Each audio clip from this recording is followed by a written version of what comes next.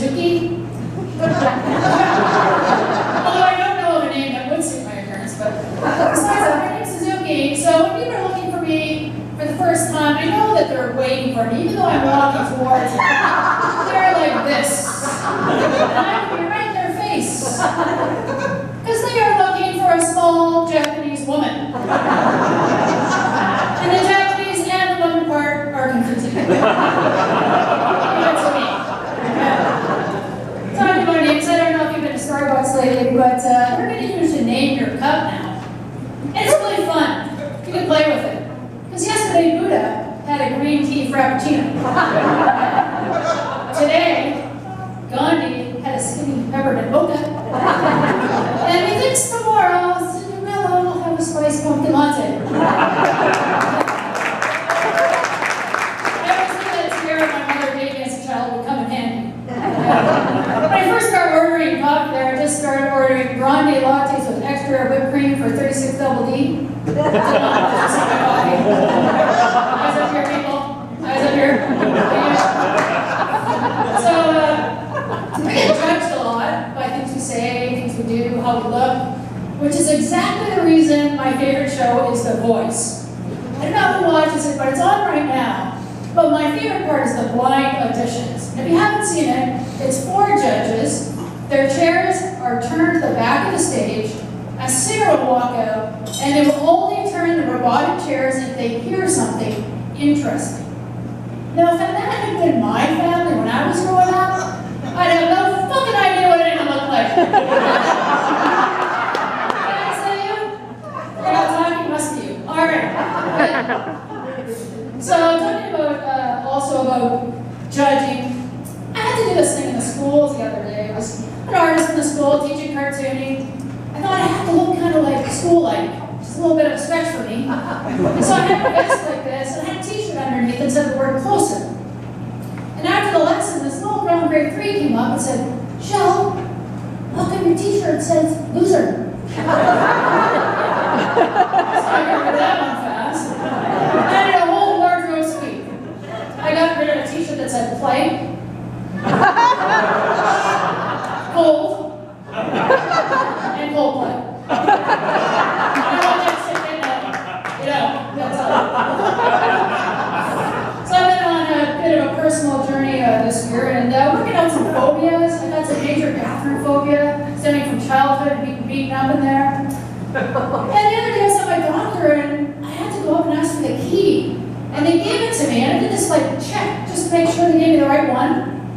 When I looked closer, I noticed the letter W was missing from the word women. But when I took that as a sign, I got it back.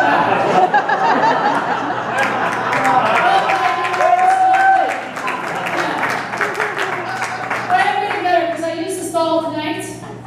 You know people write shit up on there? And as I'm sitting there taking notes and phone numbers, I actually see for a good time call, and it has my name and number. I'm like, fuck that. And I take my shirt and I cross that shit out. And I put for a fucking awesome time call.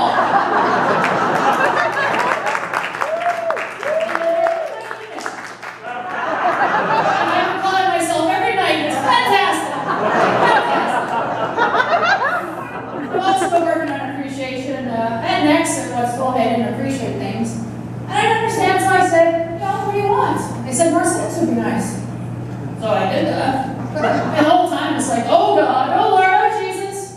Not one mention of me. But the weirdest thing about them is they're Buddhist. So it shouldn't sound something more like loving kindness, loving kindness. I'm not suffering. Honestly. So bullying's been in the news a lot lately, and it might be quite a surprise, but I was quite the tomboy growing up. And I've been bullied, but I don't think I've group bullied once.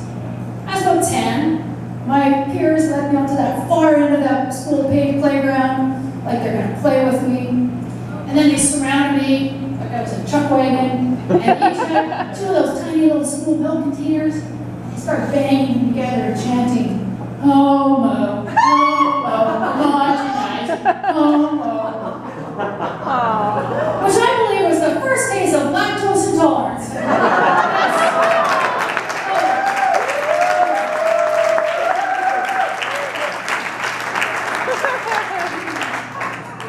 Things are getting better though, because every time I go up somewhere now, people just thank me for coming out.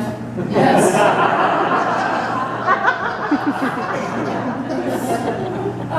Just to finish it off, I don't know if you've heard, but California's banned something called reparative therapy, which prevents people from being gay.